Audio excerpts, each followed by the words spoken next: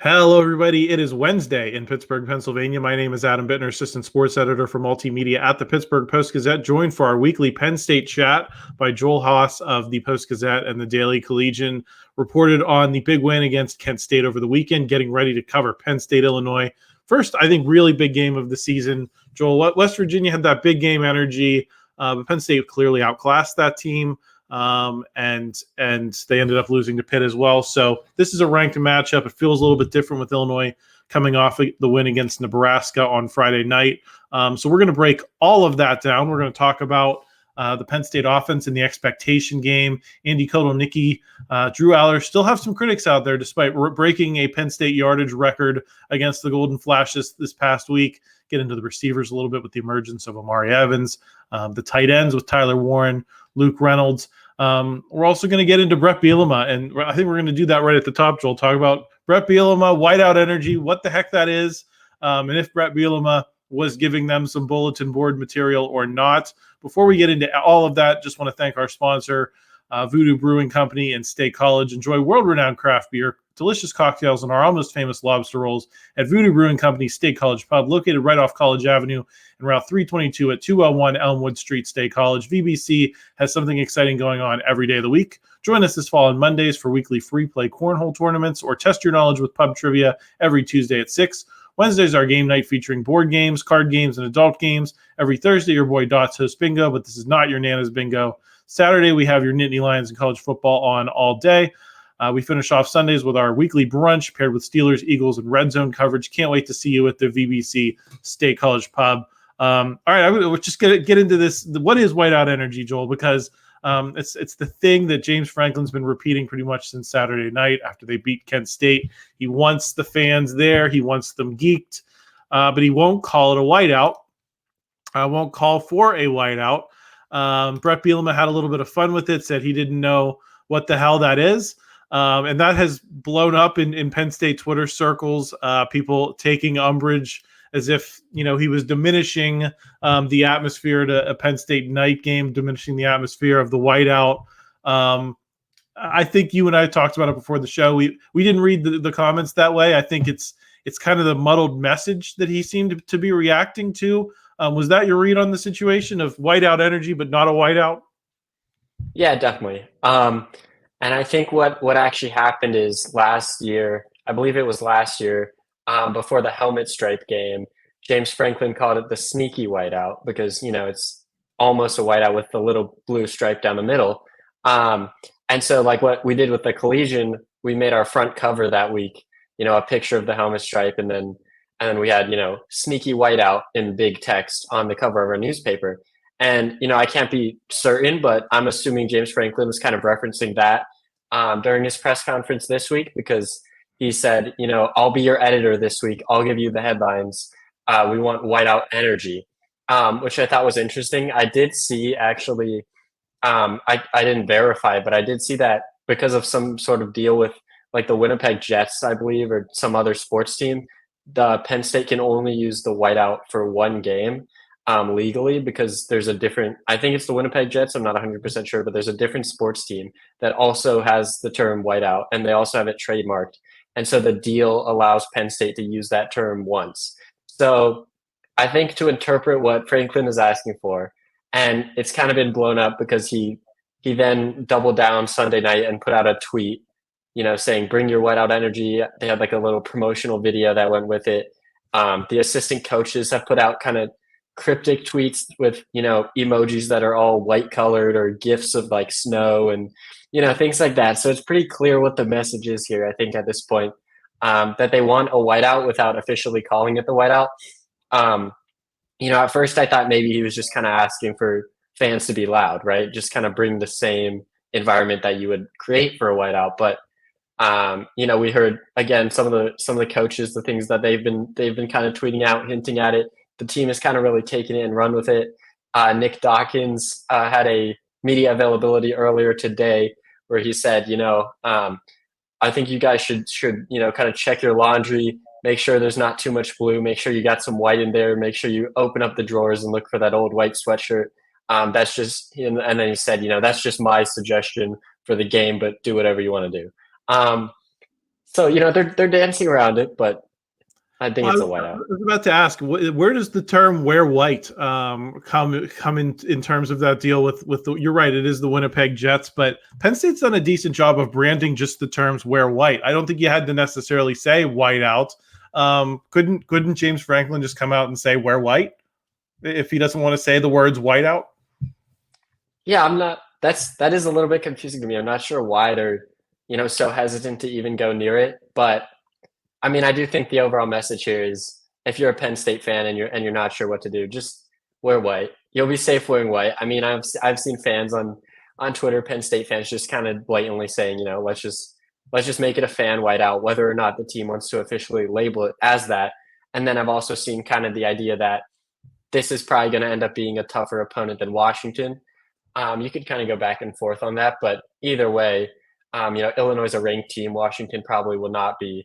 And so because of that, a lot of people are saying this is probably the bigger matchup and was probably more deserving of a whiteout. Anyway, hindsight 2020, obviously that decision was made a long time ago, and I don't think people anticipated Illinois being as good as they've been to start the season. But yeah, I mean, at the end of the day, I think it's a whiteout. It's the whiteout 2.0.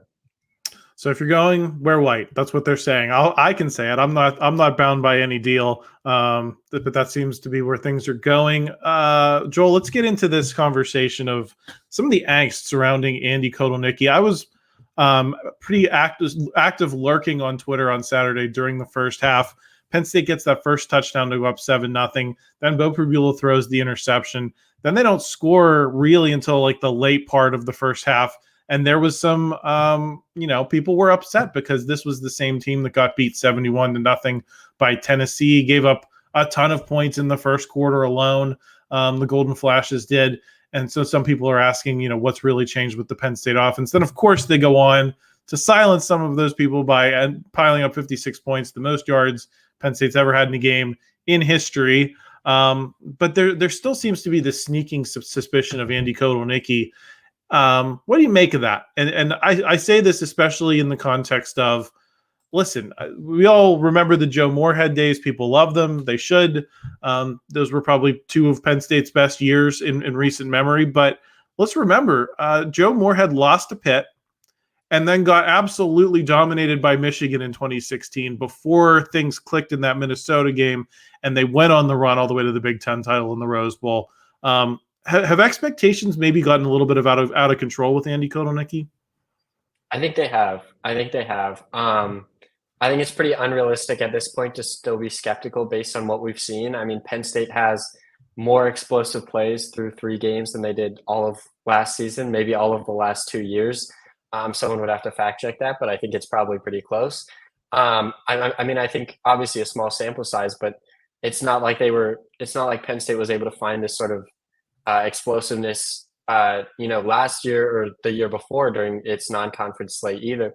So it just feels like, again, I think people want to be able to see it against Ohio State. Obviously they don't play Michigan this year, but those are the kind of the 2 opponents where Penn State has looked pretty bad offensively, kind of came out flat. And I think, I think people will be skeptical until it's proven against a higher caliber opponent. I think Illinois could potentially be that. Just because of what they've been like defensively so far, and all those Bret Bielema teams kind of follow the same mold of play solid defense, limit possessions, things like that. Speaking of which, kind of going back to the original part of the question about the Kent State game, kind of the slow start. I do think people forget that Bo Pribula had that interception on I think the first drive of the game, and where I think he's throwing just a short. It was just a little short route, and I think the defensive end actually cut. It was basically like a screen pass that they just kind of read, and I've rarely seen plays like that get picked off. It was kind of a fluke play.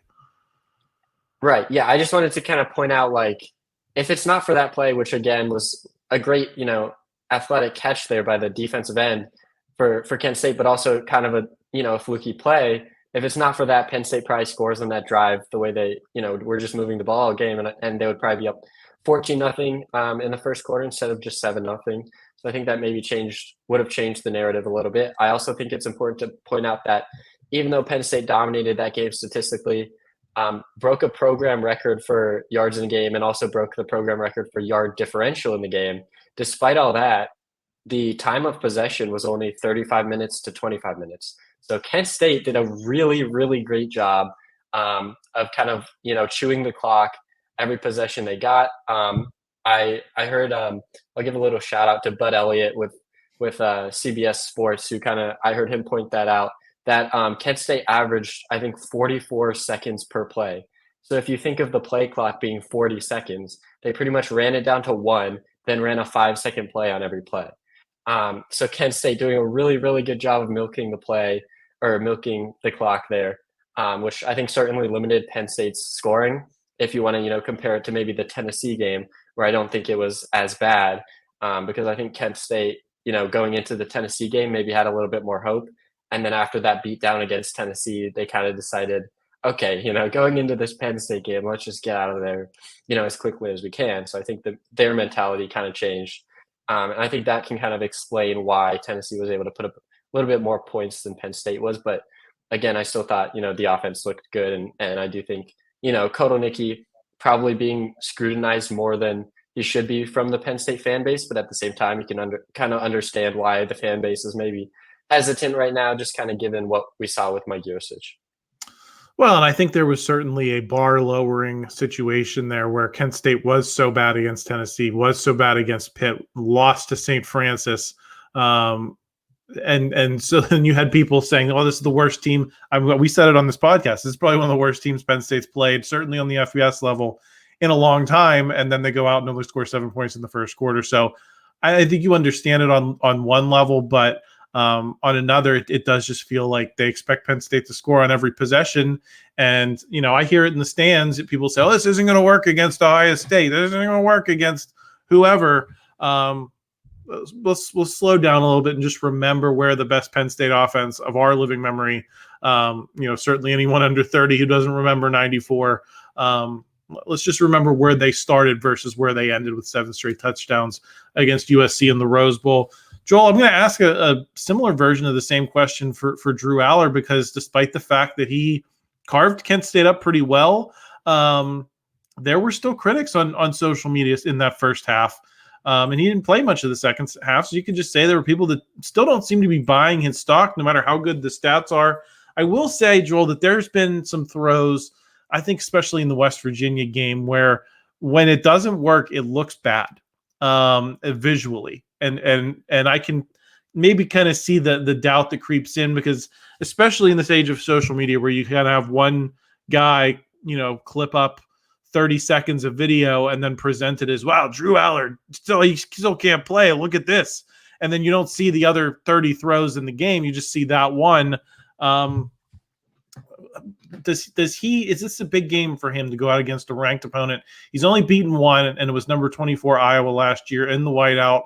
I think there's higher expectations of this Illinois team compared to that Iowa team, which famously could not score. Do you think this is a really important game for the narrative around Drew Allar to kind of take this success he's had early in the season and make it translate against a good team? Yeah, I do think so. I mean, I alluded a little bit to it earlier, but Illinois should be the toughest defense that Penn State's played all year. That's kind of how they are every year. And we've seen kind of Penn State struggle against Illinois in the past, whether it was, the 2021 9 overtime game where Penn State couldn't get anything going on offense. That was obviously Sean Clifford, who was also injured in that game. But you look at even last year, what Drew was able to do against Illinois. Last year was a game where Illinois turned the ball over 5 times. Penn State had plenty of chances. They had a lot of opportunities to kind of run away with it. And for the most part, didn't really do that.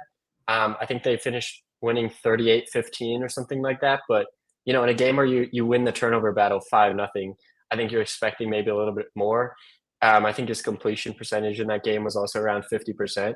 So if you want to look at just that, I mean, you can compare kind of this matchup, however it goes on Saturday, to what Allar did last year against Illinois. And that'll kind of show you, as, obviously not the exact same team, but it'll be somewhat of a measuring stick of how he performs, because I think the narrative after last year was that, he struggled against Ohio State and Michigan, but was good against everyone else. I don't even know if that's the case, just because we also saw him.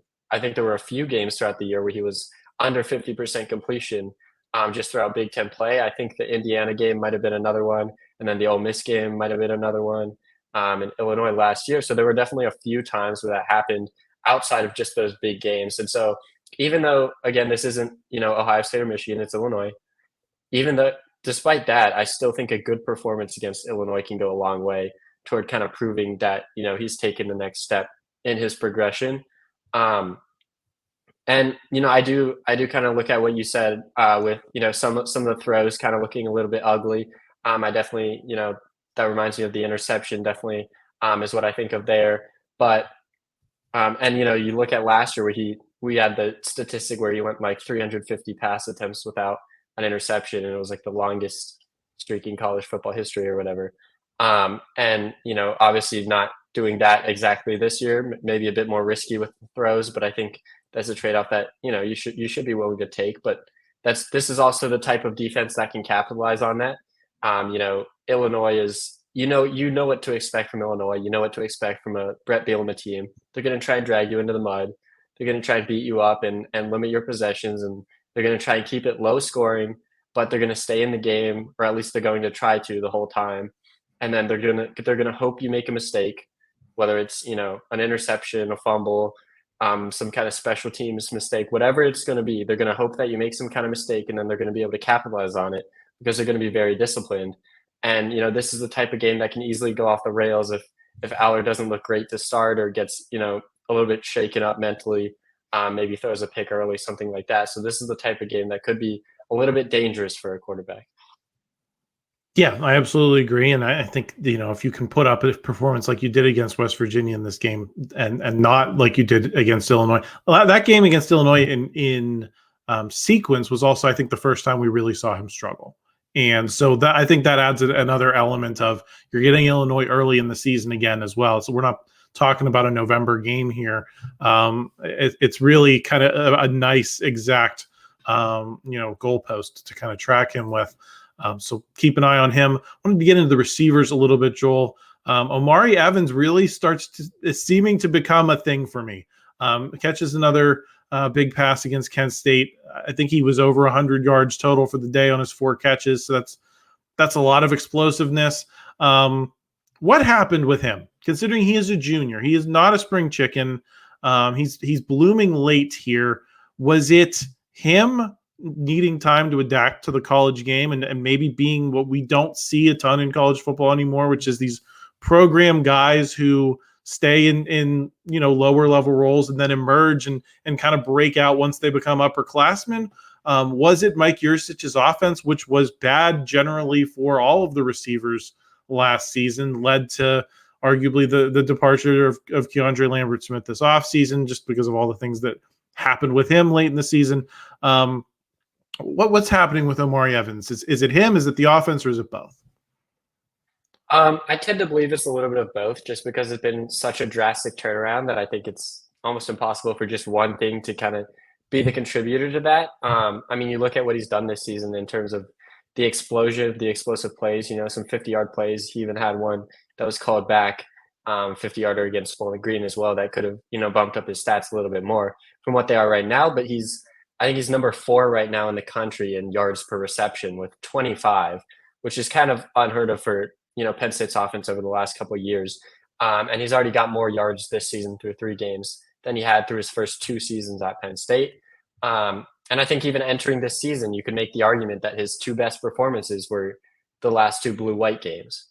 They weren't even, actual game action. But, heading into this season, he's obviously looked different.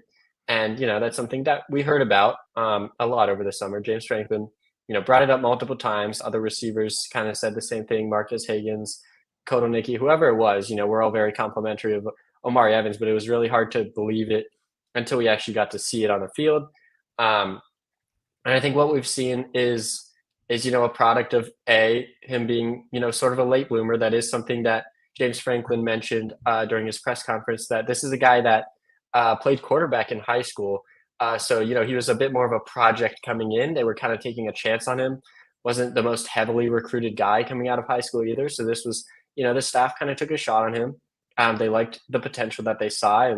And I think maybe it took him a little bit to find his footing, but the flashes were there, and they kind of stuck with him and believed in him. And now in year three, he's kind of paying them back for that trust by, kind of, I would say, having a breakout season so far. And so I think it's definitely that. But I do think Kotelnicki, obviously, we know what he was able to do in terms of explosive plays at Kansas. I think that definitely plays a role in kind of getting the yardage up. So I will say, if I had to kind of split it, I would say Omari Evans personally is responsible for, receptions going up and just kind of getting himself open and actually catching the ball and things like that. And then I would say the actual yardage, the yards per play, is kind of inflated more by Kotelnicki.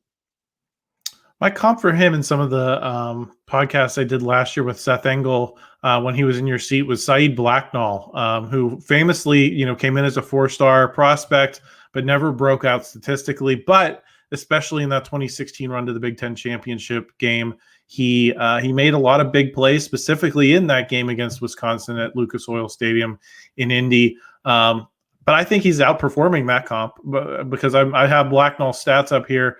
He never had more than 347 yards in a season that was that 2016 season and 3 touchdowns.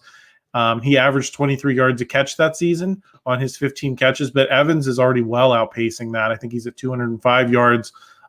So, good for him. I think exceeding the expectations that I had for him, and maybe he can be a more regular part of this offense than maybe a lot of people had pegged him for. A couple other receivers I wanted to get to real quick, Joel. Liam Clifford, Julian Fleming both get involved in significant ways against Kent State. Is that real? Do you expect to see them play more like they did against Kent State in the future in the conference schedule, or was that a product of the competition that they were playing? Because you and I think it was last week, talked about concern for Julian Fleming and how he fits here. Yeah, it's kind of hard to take anything away from a game against Kent State, but yeah, I mean, you referenced kind of the conversation we had last week, and I think we kind of said, if they're ever going to have a week to contribute, it's got to be this week, and they did that. They each had multiple catches, both around the 50-yard mark.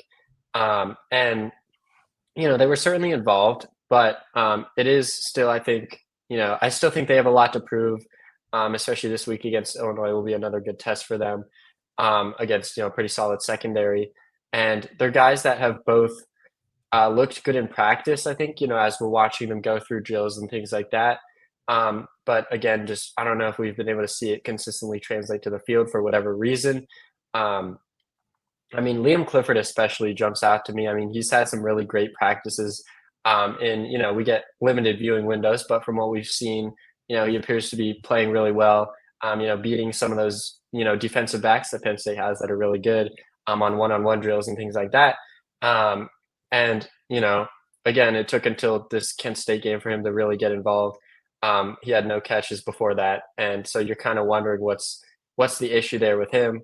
Again, you would kind of like to see it against Big Ten competition. So not sure about that. Julian Fleming, to transition to him, we've seen him do it against Big Ten opponents. Like he, at Ohio State, he had big games against Big Ten opponents. He wasn't the most consistent guy, and injuries played a big role in that.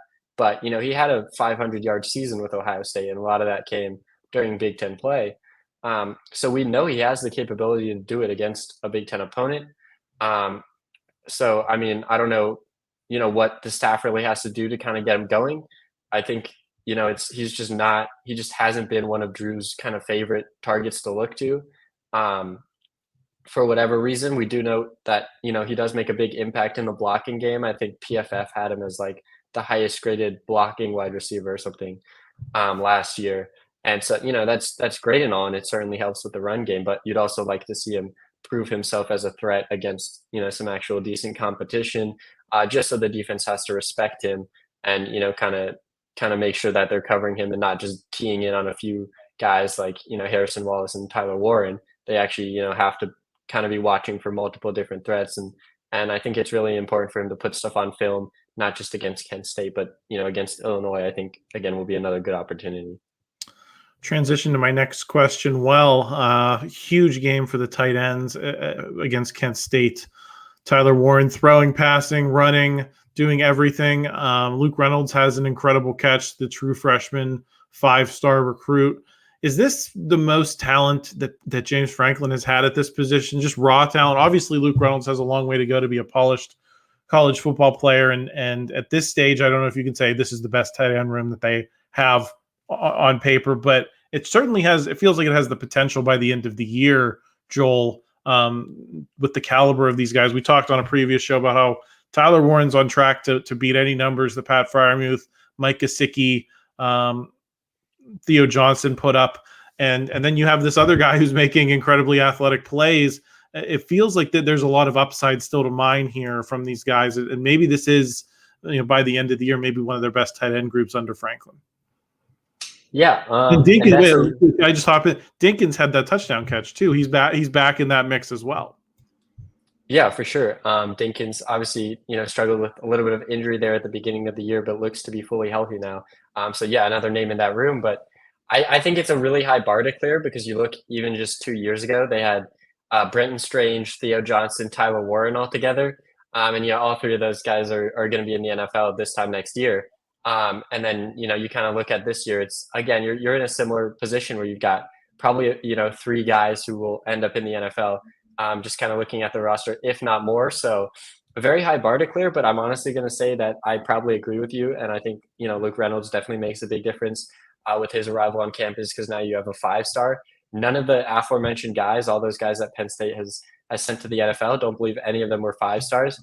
So to actually get a guy like Luke Reynolds, who is the #1 tight end in the country by some outlets, in the program with Ty Howell, we know that Penn State can develop tight ends. They've been able to prove that.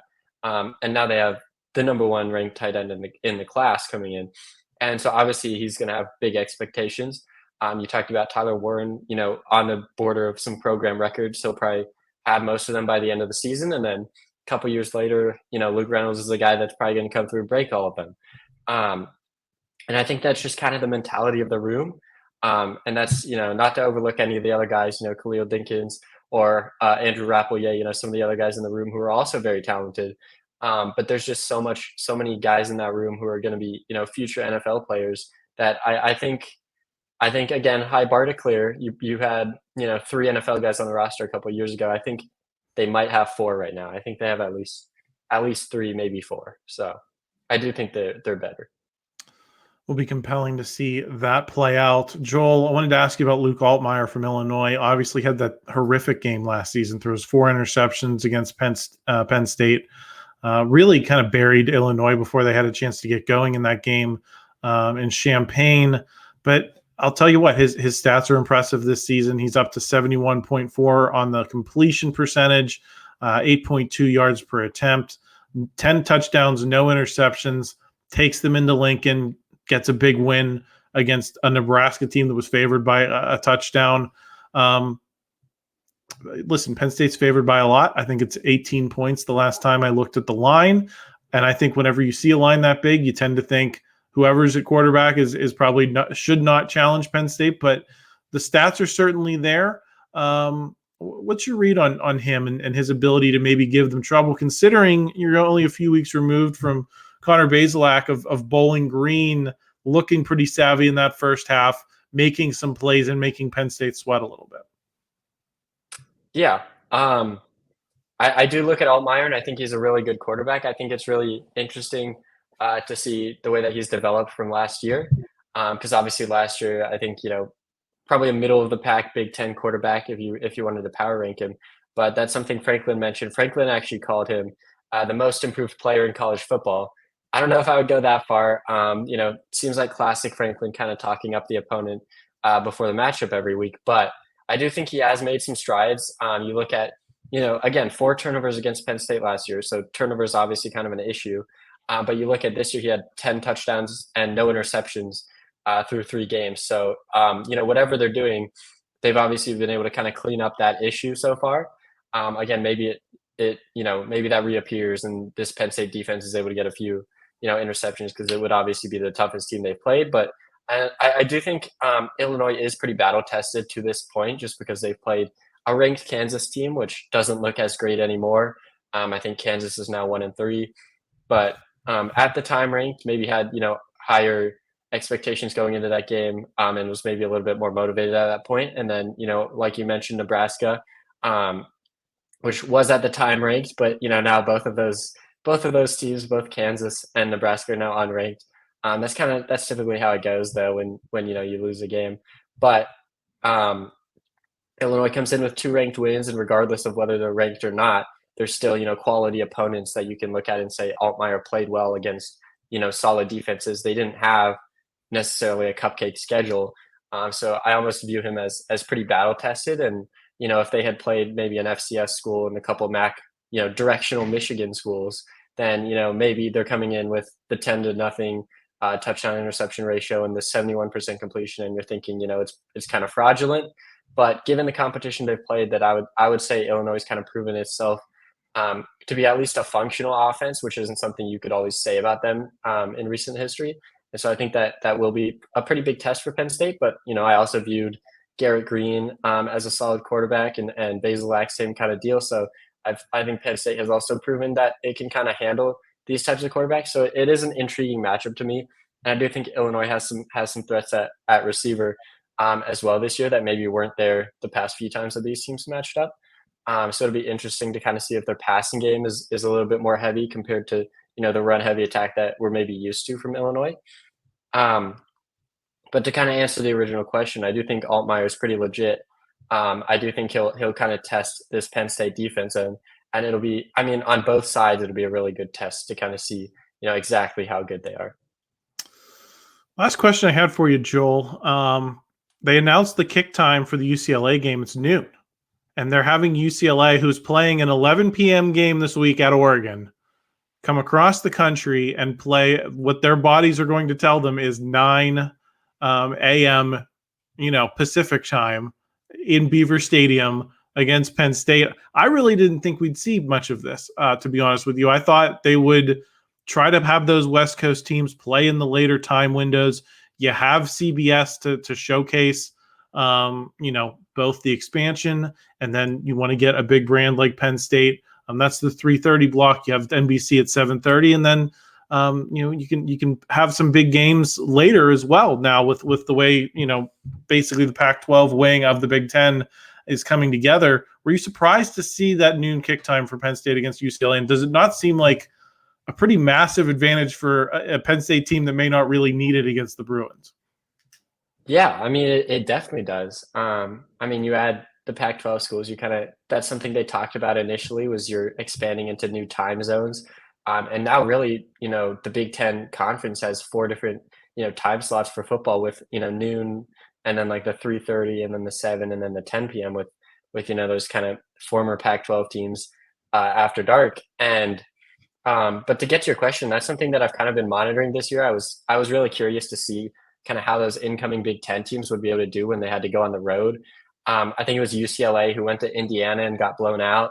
And I thought that was a little bit interesting. I think, compared to what the spread was, I think Indiana beat them by a lot more than people were expecting. And then USC came out to Michigan, and, we saw what happened there. It was a close game, granted, but, Michigan beats a USC team ranked higher than them.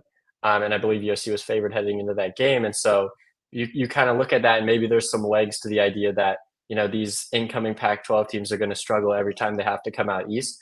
And I think that's a combination of factors. It's not only you're switching 3 time zones, but on top of that, just, the long 7-hour flight, things like that. But on top of that, just the Big Ten style of play, the teams that you're getting matched up against, for the most part, they're going to be very physical. So, when you think about having to fly, 7-8 hours to come to, one of the Eastern schools, and then you're losing sleep when you do so, and then you have to play, one of these physical teams like Michigan that wants to beat you up. I can see why that would be, demoralizing. Joel, if they have to fly 8 hours over they get a new airplane if they're taking them 8 hours to get between the two, LA and Piscataway is the furthest they'd have to fly. But point still taken. It is travel, and that's why I thought at least they'd show them the discretion of saying, we're not going to make you play before 3:30 Eastern, because that's basically the equivalent of noon Pacific when these teams are used to playing. Certainly we see it in the NFL, right? You get these West Coast teams that will play 1:00 games. I think the Chargers against the Steelers this week was an example, but those guys are professionals. These are student athletes, and it's just striking to me that amid all of the negative publicity the expansion has gotten, that you're going straight into making these guys play so early. You would have thought that they'd wait until a year or two into this before, when some of the negative press about the travel had faded, before you said, hey, line up at 9 a.m. Eastern. You're going to have to be at the stadium, right? I mean, these teams get there 2-3 hours ahead of time. Their bodies are going to think they're getting there at 7 a.m. It's just, it's wild to me. But any final thoughts, Joel, before we wrap up this week? Anything from the James Franklin press conference that stood out to you? Well, I will say that I think my mistake there is that I was using kind of the average person's travel time, which I went to California this summer, and I had connecting flights and layovers and driving to the airport. I was forgetting these guys are flying private, direct, everything like that. So I guess for them it'll be probably a lot more pleasant of an experience than I had. But regardless, again, still traveling I think will play an impact. But just to get back to your question about Franklin, kind of what takeaways I have. I do think this is I think the biggest thing, honestly, is just going back to the beginning, what he said about the whiteout energy. I think it kind of shows you that Franklin is maybe scared of this matchup, which I think is a little bit interesting, because this isn't really something he's done in the past. I know Penn State, I believe they had an unofficial whiteout in like 2008 or something like that, where they had like 2 in the same season. But in terms of Franklin's tenure here, I think it's always been 1 per year. So I think the fact that he's actually kind of going out and saying that is a little bit interesting. Obviously, Illinois is a ranked opponent. They're coming in at 4-0 and everything like that. So obviously you have to take them seriously. But I find it interesting that we've seen even in the past when Penn State has Ohio State or Michigan coming in or something like that, and they've already used the whiteout, they haven't kind of pulled out this type of whatever you want to call it, gimmick, stunt. So I do find it interesting, and I think Illinois might be a little bit tougher than maybe Penn State fans are expecting. I know you mentioned the spread sitting at 18 points. I think that might be a little high, if I'm being honest, just because again, Illinois' kind of style of play is kind of limiting possessions, low scoring, things like that. So I think that paired with kind of Franklin's comments about bringing the whiteout energy, I think that call almost tells you that he wants that extra kind of factor in this game. I think he really is anticipating a close matchup. Well, and I wonder what role the 12-team playoff plays and trying to distinguish yourself, and especially because Penn State right now is playing, kind of at the bottom of the 12-team field. Is he trying to create an environment that people remember, a win that people remember if Penn State plays well, and points back and says, well, it was a big win for Penn State. You can't say they don't have any big wins. I wonder if this is part of building the resume too, and maybe a little bit of a head game with the pundits around the country. But Joel, great job this week. Great conversation. Thank you for the time. Looking forward to talking to you again next week. Everyone, stay tuned to the channel. Hit the subscribe button. Got a lot more coming your way this week. I'll be talking with Paul Zeiss on Thursday. I'm sure we'll be getting into some Penn State topic. Actually, no. I'll be talking with Jason Mackey. He's sitting in for Paul Zeiss, who was on vacation. So make sure you're signed up for that. I'll be with Christopher Carter after the Steelers versus Colts game on Sunday for our post-game show. So subscribe for that. Subscribe for the North Shore Drive with Christopher Carter. And plenty of stuff coming at you from Indianapolis. And, of course, Joel on Sunday morning will have his videos from Beaver Stadium after Penn State-Illinois. So lots of good stuff. If you like this video, please smash that like button for us. Really helps us out as we are in this sea of Steelers content here on the Post-Gazette Sports Now YouTube channel. Any help you can give us in the algorithm on the Penn State front, we really appreciate it. And that's all I got for you. So thanks again. We'll talk to you again next week.